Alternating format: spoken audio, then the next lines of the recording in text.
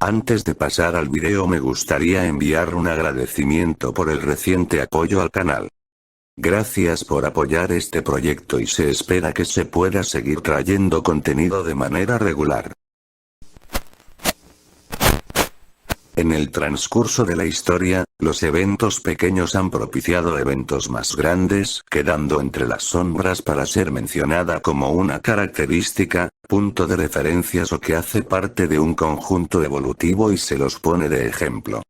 Ejemplificando esto se podría decir que la matanza del archiduque de Austria-Hungría que dio paso a la Primera Guerra Mundial fue eso, un pequeño detonante de años y años de tensiones entre potencias. Pero ejemplificando por mi parte les traigo una obra o más bien varias que fueron influyentes en un subgénero bastante oscuro del cine, pero antes les haré parte de algo exterior. La venta de útiles de segunda mano o de ocasión son perfectos a veces para el acceso a ciertos archivos, llegando a hacer descubrimientos propios como este. En una primera instancia no puede parecer importante, pero cuando se investiga y descubre un tanto más al respecto, la serie B durante toda la historia del cine ha sido denigrada reduciéndola a un grupo de películas de mala calidad y basadas en géneros de explotación, definición que se popularizó por las películas inspiradas en obras populares de los 80 y últimamente con las películas producidas por Asylum, pero de bajo presupuesto y con características comerciales no quiere decir directamente mala. Para el ejemplo está Nosferatu que nunca fue un film oficial de Drácula, pero sigue siendo muy considerada o llegan sin avisar una película de mala calidad que tenía una trama parecida a Predator, pero salió 7 años antes hasta incluso teniendo a Kevin Peter Hall en ambas películas como el Alien. Existen más ejemplos de inspiración o seguimiento de los subgéneros populares pero ese es un tema aparte y hemos de fijarnos en esta saga de películas pero sobre todo en una.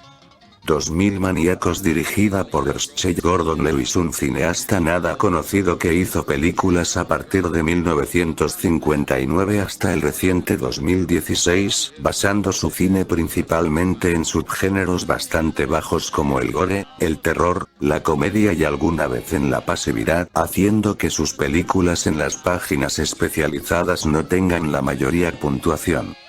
Pero no se trata de un director desconocido, sino del creador o principal impulsor del género gore sobre todo con esta película que a pesar de parecer haber sido hecha en los 80, fue hecha en realidad en 1964, siendo de bastante calidad para su época y clase de cine, por eso se convirtió en una pieza de culto y impulso de este género por mostrar cosas que en la época ni una película de guerra se atrevía a mostrar. Muertes ingeniosas y sádicas, torturas, grandes cantidades de sangre y una violencia menos teatral que todo lo enseñado acompañada con una premisa que sin saberlo y de manera sutil pasó a la posteridad, la leyenda urbana del pueblo siniestro que esconde algo, pero para eso de pasar a la trama.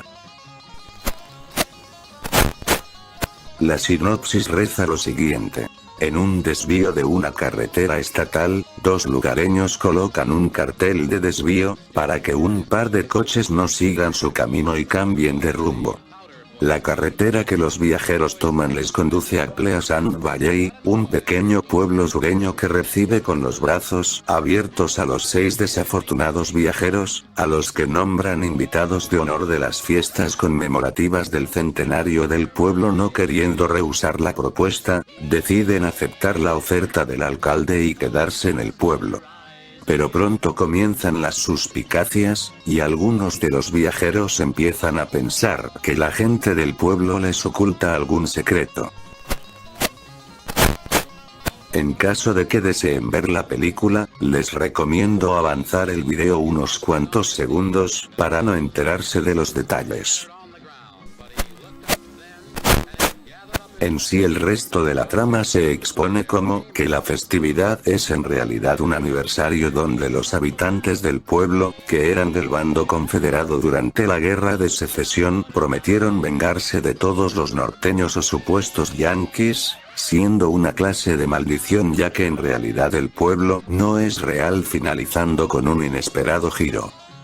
Aunque el argumento no parezca en sí muy innovador o bueno, este se ve fuertemente reforzado por las imágenes explícitas, ya que como bien dicho anteriormente esto era un gran paso para la época y siendo incluso más influyente que una película con solo un año más. Blofeld, del mismo director que con poco presupuesto obtuvo más de 7 millones de dólares, haciendo que de manera casi inmediata varios autores tomaran este sello de la violencia explícita para adherirlas a sus películas, como por ejemplo al famoso director de La Noche de los Muertos Vivientes George Romero, haciendo que este director de clase B pasase directamente a la historia rompiendo los esquemas de su tiempo. Claramente en la actualidad la película tanto en narrativa como en efectos han envejecido de una mala manera, pero manteniendo su gracia y siendo un pionero, yendo más lejos de lo que nadie más se atrevía, experimentando las profundidades de la repugnancia y de la incomodidad en pantalla.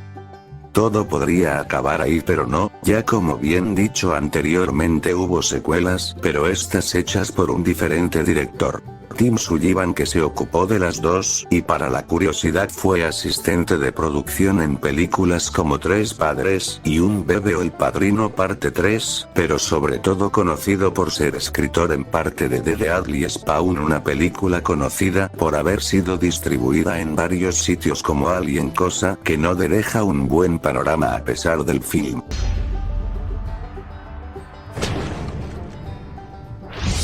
2001 Maníacos. La primera se estrenó en 2005 y tuvo la participación de Robert Englund, que encarga al igual que en la otra un excéntrico alcalde a pesar de no ser el mismo pueblo.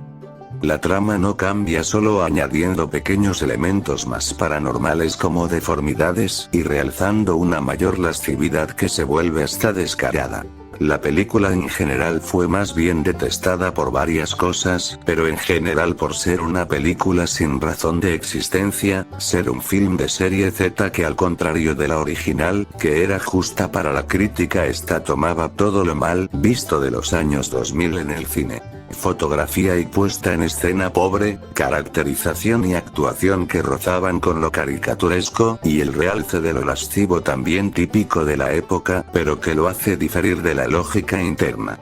He llegado hasta a rescatar un comentario de la época que resume bien casi con exactitud el pensamiento general. Que en sí no hay muchos que analizar y de que no había mucho que esperar por de dónde viene. La primera hablaba de manera superficial en el término analizable del miedo y vista al pasado de una guerra que enfrentó al país. Obviamente esto en la original será malintencionado o parándose así en una vista, pero es no.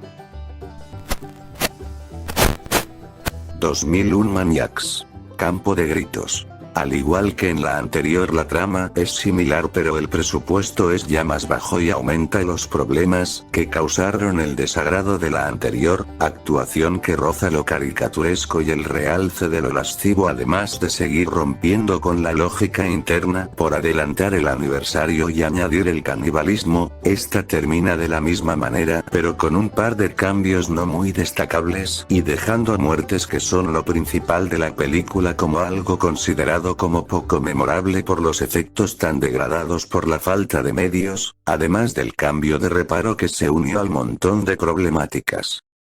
Está claro que esta clase de películas, por así decir de audiencia popular, no buscan complejidad, sino un entretenimiento mediante la violencia extrema, cosa en la que muchos coinciden que todas las películas guardan, pero las dos últimas fallan en gran medida por no haber satisfacido incluso en principios de los 2000 a la gente por lo escondida que era su necesidad, de que la explotación de estos géneros ya estaba decaída y de ser una época donde se hacían secuelas de joyas del cine de segunda fila como Manos o Bloodcam, donde se notaba el tirón de la nostalgia y no el intento búsqueda de hacer algo decente como las películas originales, ya que las películas de mala calidad son amadas por el público y bien consideradas cuando se trata de un intento.